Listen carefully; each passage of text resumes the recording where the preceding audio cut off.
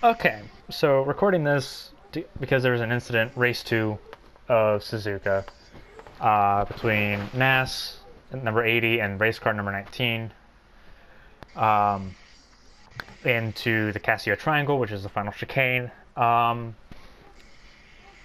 guess it's best just to play it and watch it. You see race cars coming. He's got drafts. They're going through 130R.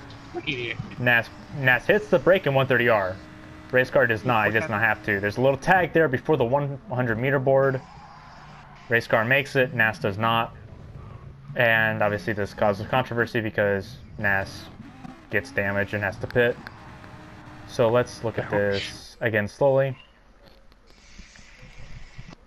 So what we have here, now normal braking point is about 100 meters.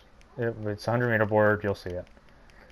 Race car stays away from the curb, tags NAS in the quarter panel just a little bit. And that's at the 150 board. I was wrong when talking to Bambi and everyone. I said 100-meter board. It's actually 150.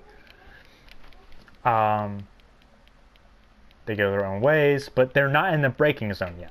That's the important thing. NAS starts braking now. Race car starts braking now. So they're both braking about the 100-meter board. Race car is going for the inside line. He's had it since the 150-meter boards, and he's directly beside NAS, so he's got the right to fight for this corner. And I'll go to NAS here. Damn. Because I'm not sure if it'll catch it in the slow-mo or not. You see NAS almost in a slide now, even though you see how far race car is away. Race car's almost to the white line on the inside. NAS is still sliding. And it's becoming dramatically apparent that he's not making the corner at all at this point. Despite the fact that race cars touched him once and both cars recovered from that contact before the braking point. Race car turns, NAS is just going off. Now what this slow motion doesn't exactly capture is the flickering of the brake lights, which is important here. So we're going to focus on NAS, and you'll notice that going into the braking zone, he'll let off the gas, he'll feather the brake repeatedly and not make the corner. See, brake, yeah. Like he feathers it and then goes off. And I feel like that feathering is more of a detriment to him than the contact. We'll go through it at speed one more time. Contact at the 150. They brake at the 100. Now, I guess I'll pull up the telemetry here. So we kind of understand what the difference is.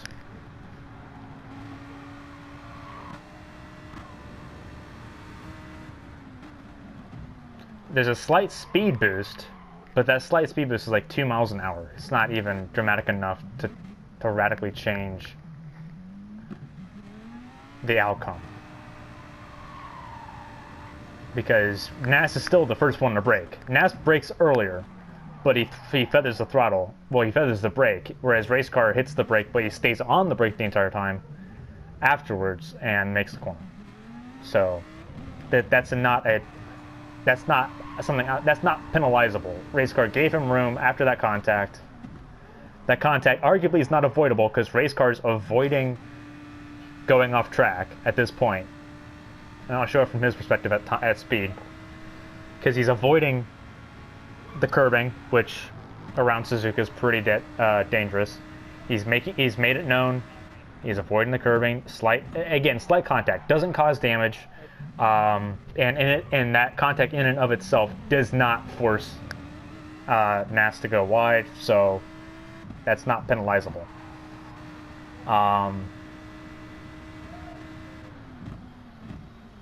And even there, you can see the feathering of the throttle, even after race car hits the brakes. That's not penalizable. There was also an incident that NAS inaccurately said was contact between MRN3 drifter and race car going into 130R, which is at kink before the chicane. They're side by side, side by side, side by side, side by side, side by side. And no contact. MRN3 was behind at that point, I believe. We'll look at that again. Just to be sure, because neither of them, during my race video, both of them confirmed that there was no contact. So we'll pause here. And I guess there was a little bit of contact. There was a little bit. But I can't, again, even with that little bit of contact that I'm seeing, I can't blame race car for that, because race car's ahead at this point, and MRN3 is still coming down. It's just that race car pops off the curb, and that's not really avoidable. If it's a racing deal, both of them still going, neither of them get damaged. That's not penalizable in itself either. And in the end, both of them, it's a last lap move too. Like, that's something that also needs to be considered, is that they're both going for something at the end of the race, so they're both throwing something out there. But at the end, both of them still have podium.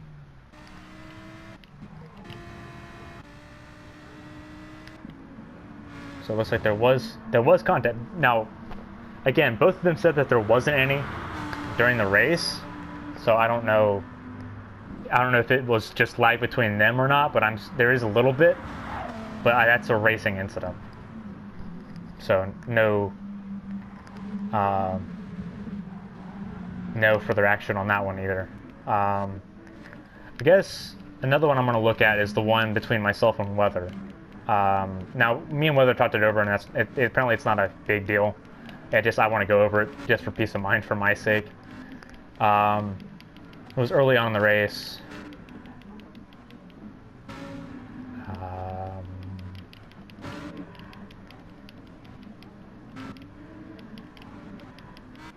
Having to skip all the way back to the beginning here.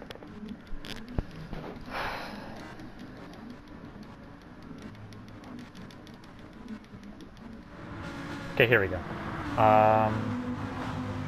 This is going through spin. You see where I'm sitting there in 5th, Weather's in 4th. This is lap 2, so everyone's still really bunched up together. Now, in my race video, I thought I was alongside Weather almost fully, and it looks like, yeah, I was alongside him completely. And no, I didn't touch him. Weather just went wide. Okay, so that's, I didn't think I touched him. I didn't know what happened there. And race car went off as well, but when you've got 5 cars under a blanket right there, it's kind of what happens. But good to know that there wasn't any contact there, because I felt bad. But no contact there. Weather just went wide. I hopped the curb, but so yeah, just a few things I wanted to cover from the Lamborghini Super Trofeo series, race 6 of the season, race 2 at Suzuka. Those 3 incidents were the ones of note, and no further action on any of them. So hopefully that kind of clears up where everything stands, because it's quite a controversial round. But yeah, that's about it. So, till next time.